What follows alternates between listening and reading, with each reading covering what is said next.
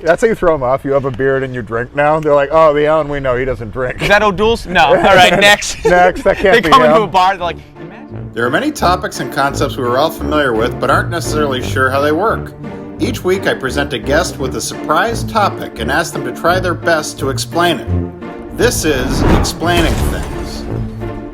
Welcome back to another episode of Explaining Things. As always, I have a guest comic with me who has no idea what I'm about to ask him. And Sorry. and my guest today is Rhode Island comic Alan Moreau. Are you ready for your topic? Let's do it. How would you change your identity? Changing my identity. You're doing this like Walter White style. All right. Where would you even start if you're like, fuck, I got to get out of here. I got to change who I am. Does this start with like finding a drug dealer and being like, I think you gotta go back to your past. You gotta find one or two high school kids that you were cool with. I know you used to sell weed, but do you sell coke? Have you graduated? Yeah. Because I feel like a weed dealer is one step away, or one person away from a coke dealer. If you're dealing coke, even if you're low level, the guy above you, Guns are involved. he probably has some guns. There's guns involved. Even if he's not selling them. The guy who's above him has connection. He might be, honestly, someone with the government. Let's be honest. And I think that's how it goes. The higher you get up, all of a sudden, it's like more straight-laced. They're like, actually, I'm wearing a suit. And here's the issue, though. So you're going to have to, your only chance to find the guy is to show that you have enough money to pay for this ID. Okay? Now, if you have enough money to pay for this ID, whether he can help you or not, he might just kill you and take the money. I either need the money, or I have to be willing to do whatever it is for him to be like, you owe me your life, literally. I do think I hit up a friend who's not involved, but knows someone who's involved. That's just your entryway to hopefully finding the right guy who can do something like this for you. I think you need to get a gun. If you don't have a gun, you have to get a gun before you even start doing it. Well, not even just protection while you look for the guy. If you go to the guy who's under the guy who could help you, and he's like, oh, he's got $50,000. I got some yuppie that we can 50 grand cash right there. He's got $50,000 in the trunk of his car. I might as well kill this guy. And you're literally like, oh yeah, he wants to disappear. Kind of like you have to go through this extra dangerous gauntlet because you already have danger chasing you, and that's why you want to change your identity in the first place. So it's like, it's almost the big boss level that you have to get through. It's literally like, you sure you haven't just considered suicide? Because that's absolutely a consideration. That's it. So we're talking Mexico or Canada.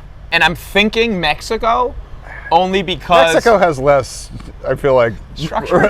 Yes, exactly. I think this is how it goes. You hit the nail on the head. You consider suicide. I mean, it's in the back of your head. And then you're like, how about I change my identity? And then you kind of tread into those waters and see how difficult and dangerous it's going to be. And eventually, I think most people, including me, would just say, fuck it, I'm just going to go into hiding. First thing, shave my head. Grow a beard. Shave my head, grow a beard. Glasses. Pandemic or not, I'm going to be one of those guys. Oh, mask up. Mask up. Mask up. Hey, it's for everyone. I like that. All right, hey, we're heading south. Beard, shaved head. Honestly, I am going to be just a little brazen with just like straight up asking, like, do you know anyone that can change my identity? Let's say you have $100,000 in cash and you're like, okay, this is devoted towards changing my identity. What are you doing with it so that the drug dealer doesn't kill you? You can't have it in a suitcase with you. You got to get a shitty car. Shitty car that you buy with cash. Shitty car you buy with cash. Go down south, go to Mexico, and I think you're basically half in hiding, half asking around. You know? I think I start drinking again.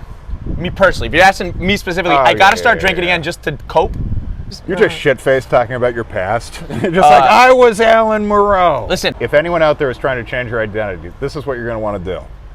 You want to get some cash. However you need to. Get a shitbox car. Shitty car.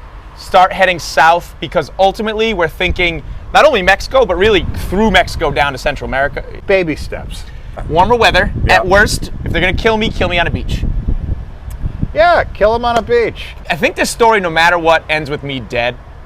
Well, it just matters when. Most likely, you're by my own hand or by someone else's. You're the rat in the bucket. The flame is on one end, and you get as far as you can from the flame. Like, you're probably going to die.